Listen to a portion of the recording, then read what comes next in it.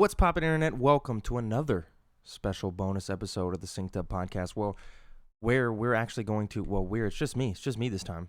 Mike had something come up that he had to take care of, so it's just me out here taking care of the recap for the Square Enix Presents that we had just finished watching on Twitch for E3. We'll have the PC gaming show coming up soon where we'll recap that as well. I don't know if Mike will be back for that or not. I have no idea, but possibly. And I'm your host, Timothy Durrell. If you enjoy the show, you should consider supporting us on Patreon at patreon.com/syncedup, where for $1 you can get access to our lovely Discord where we talk about, right now, E3, because that's what we're talking about. Or for $5 you can get access to post shows of all of our shows from youtube.com/synceduppodcast and podcasting services around the globe. You should also consider writing into that show. Actually, firstly, new episodes of this show that we normally do go up in those feeds Mondays, 7 a.m. Central Time Zone, gang.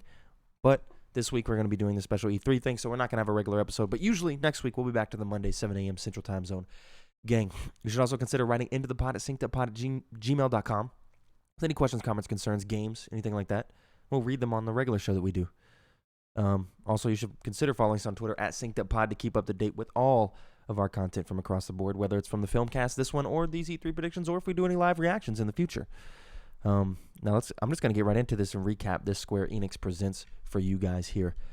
I'm not going to have a ton to say because a lot of it is not for me, but I will recap it for y'all because that's what we promised to do. So they opened it up with an October 26th release date and announcement with gameplay, in-depth gameplay of the new Guardians of the Galaxy video game from Eidos Montreal. This game actually looks really good. In this gameplay sequence that they showed us, they announced that you play as Peter Quill pretty much exclusively, and you have Gamora and Rocket and Groot and your boy Drax, but they are mapped to some button presses where you can have them do their special abilities. They didn't show whether or not you can change those abilities or if there was a skill tree or if there's any gear or anything like that. It doesn't really seem that way. If I was to guess, it seems more like an Uncharted style game with a little bit of progression, but they didn't show any skill trees or anything like that. You yourself as Quill have a few different abilities that they showed. They showed him sliding around, from the movie where he rockets away and blasts his blasters and stuff, and they showed some of that. Some really cool stuff there. But you play as Peter Quill the whole time, and it's an original story. They're not all the same voice actors from the movies, but I think they've done a pretty good job of getting them close enough that it doesn't feel too crazy different. And then the same with the character models. I didn't feel too uncomfortable, looking at Peter Quill. They did a good job of keeping him looking like the Peter Quill from the MCU, which is nice. Obviously, it's not Chris Pratt, but they did a good job of getting someone who sounded like I would assume Peter Quill would sound. And it's a choice-driven game. There was different points during the gameplay. They showed the beginning of the game. They showed the title screen and stuff. And they showed different sections of the game where actually you get to make different choices. There was a choice of, you need to get more credits to be able to keep your ship. And in order to do that, what you're going to do is sell a monster to a monster lady who buys monsters, I guess. And you're going to sell her a monster, but you don't know whether to sell her Groot or to sell her Rocket. And so in the gameplay, you get the choice of whether to sell Groot or to sell Rocket. And then there's different sections of the game that pop up where you get a choice. There's a point where Drax was like, oh, we need to get this bridge. I'll just throw Rocket over across the other side. He'll let the bridge down. And you could choose to let him throw Rocket or you could choose to defend Rocket. And it popped up in the corner like, Rocket will remember that you allowed Drax to throw him and stuff. So I'm really interested to see, more about this game. And October 26th, very soon, between announcement showing and it actually coming out. So October 26th, man, October seems to me to be getting packed full of stuff, Battlefield, Guardians of the Galaxy. There's a few things from the Microsoft and Bethesda showcase that are coming out in October, and a lot of things I imagine get pushed towards that holiday season, but Guardians of the Galaxy is looking real good, and I'm excited to see what they do. They followed that up with a Final Fantasy Pixel remaster for Steam and mobile, remastering the first 6 Final Fantasy games in this pixel art style, coming out on Steam and mobile. Then they showed off a commercial for Legends of Mana again, which is coming out real soon. Then they jumped into the Avengers game, showed the 2021 roadmap, something to do with the Power Cube. Lady, you're fighting a Power Cube lady. She got the cube. She's going to try to take over the heroes or something, and you got to fight her. And that looked kind of cool, but obviously not for me. I'm not into the Avengers or anything like that, so I don't know what's going on there. But then they followed it up with a Wakanda, Road to Wakanda or Road to something. I can't remember. It's the Black Panther expansion. Showed some of that.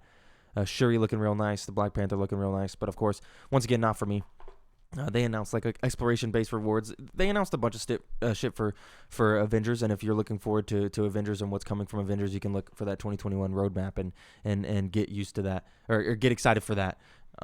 It didn't do anything for me though. That was a game that came and went for me. So if you're into that, you're gonna have to look it up. I'm sorry. Then they announced a bunch of mobile games coming soon from Square Enix. They showed a Hitman Sniper mobile game coming soon. Looked okay. I mean, mobile is not really my market, but I'm sure it's obviously a big market. It makes a ton of money. They showed the first mobile Nier game, Nier Reincarnation, which looked kind of cool. Final Fantasy Cross War of the Visions, some expansion for War of the Visions that was Final Fantasy related, coming to mobile that looked kind of good. I don't know. It's not really my thing. Then they showed off a game called Final Fantasy Brave Exvius, which looked cool, but once again, just mobile, and mobile's not my market. It's not really either me or Mike's market, so we don't really get into that. I know Mike played a lot of Dragon Ball. I can't even remember the name of it, but yeah, it's not really his thing either. So we can't really get into these mobile games, and we're probably not going to play them. But it's a big market, so it sells. They're going to show it. So Final Fantasy Brave Exvius. Then they showed off a Final Fantasy VII remake game called Final Fantasy VII: The First Soldier that's also coming to mobile. That looked weird. It was like a first-person shooter, but then not a first-person shooter. There wasn't. I don't know. It was weird. There's parts where he like aimed down sights with a machine gun and was shooting stuff, and then there was parts that were like Final Fantasy VII itself. It was a weird thing. I don't know what it was, but get excited for that, I guess. Then they showed off more from Babylon's Fall, announcing that there was gonna be a PS5 version coming out, and then actually showing gameplay of the 4-player game. Doesn't really look like it's for me. I know a lot of people are excited for Babylon's Fall, but me personally, I'm not into it. If you haven't seen anything from Babylon's Fall, 4-player action RPG, not in the Diablo style, but more in like an Assassin's Creed style, something like that. Looked weird, a lot of magic stuff. I don't know what was going on in that trailer. I know a lot of people have been talking about Babylon's Fall, of like, oh yeah, man, I can't wait to see what comes next for Babylon's Fall, but I've just kind of been in the dark on that because it's not really, Square Enix isn't really my publisher. I mean, they got a couple of things. Again, Final Fantasy VII Remake being one of my favorite games of all time, but it's just like, their other games and stuff is not really my forte at all. Then after showing that, they dove into a lot of stuff for Life is Strange, showing off the Life is Strange remastered collection. Of course, Life is Strange 1 and Life is Strange Before the Storm getting the remastered treatment. They showed off a little bit more of that, a little bit of side-by-side, showed like a little gradient thing, swipe over the screen so you could see the actual differences between Life is Strange 1 and Life is Strange Before the Storm and the remastered versions of those games. I might finally, I played a little bit of Life is Strange 1, but I never actually got to play too much of it. I played some of the first episodes. It's a really good game. It's one of those like walking simulator type games, Telltale type games, more story driven, of course, if you've never played Life is Strange. And I think I might actually get back to it with this remaster because I played Life is Strange 3 Life is Strange 2, actually. Sorry, it's not 3 because Before the Storm technically isn't the second one. Life is Strange 2, really enjoyed it, played the entirety of it, and had a grand old time. And plus, me trying to show Adriana more games, she played through What Remains of Edith Finch, and that was really good. That was like a more story-driven game where you don't have to do a whole lot, not a ton of interaction, and Life is Strange is that style of game. And so I was thinking maybe booting up the original Life is Strange when the remaster comes out and having play that. Plus, she's like super into like coming of age stories and stuff, and that's exactly what that fucking game is. But then they also showed up more of Life is Strange True Colors, which I'm stoked for this. Anybody who knows me, it's Life is Strange, of course, but instead of turning back time, you have empath powers. You're an empath. You're very empathetic, and you can feel people's emotions and see their emotions and stuff. And that's just right up my alley. They showed a little bit more of that game, showing certain sections of the game where you'll get transported into some dreamlike state when going to view certain people's emotions and getting to see their memories or something. And that looked kind of cool. Of course, I'm excited. September 10th is when this game finally comes out, and I'm very, very stoked for Life is Strange True Colors. And non-episodic, this one, coming out all at once instead of the 5-episode way that they've been doing it. It is 5 chapters because, that's the way that they make the games. But instead of coming out, a couple months later, and kind of being drip-fed to you, I think this is going to be a much more successful way to release this game, coming out all at once, because I might play the entirety of it now. Well, I'm going to play the entirety of it now instead of either waiting or dropping off halfway through.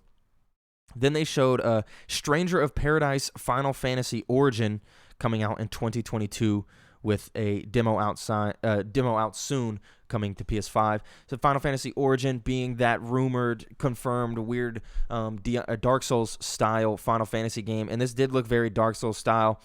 where your guy's trying to kill chaos or something. I don't know how into it I am because the protagonist himself seemed a bit over the top and weird. There was a lot of one-liners that he kept dropping, when he would be in a fight and he'd be like, die already, or you turn into dust, or some dumb shit like that. And so I was like, man, this seems too goofy, but that's Final Fantasy, the goof is part of the draw to that game. But I'm hoping they maybe go a little bit more serious, and I guess it just really depends on the moment-to-moment gameplay and the combat and stuff, whether or not I actually really enjoy that game. I will play the demo, of course, and I will talk about the demo on the regular podcast that we do release every week. But that's it for the Square Enix Presents. Very short presentation, roughly 40 minutes. It wasn't super long. There wasn't a whole lot in there. You had a sizzle reel at the end showing some of the stuff coming up, that's not out yet. Final Fantasy 16, I expected to see more from that, and they didn't show anything, but it was in the sizzle reel. Obviously, I think the Guardians of the Galaxy being the major thing that came from this that we actually enjoyed, or that I actually enjoyed the most and was like, oh, this is a big deal. And they opened with that, and that was nice. And actually, October 26th, not too far away, so get excited for that release date. I know I am. So, but that's it for the Square Enix Presents.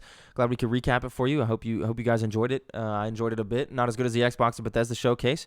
Of course, we got the PC gaming show coming up soon, which we will recap after that. I don't know if Mike will be back with me or not.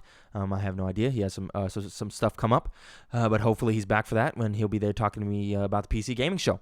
Other than that, on Tuesday, Mike will be here recapping the Nintendo Direct. I'll be at work, so I won't be able to recap that. And I don't know if we'll have a Monday recap. It really depends on what comes out.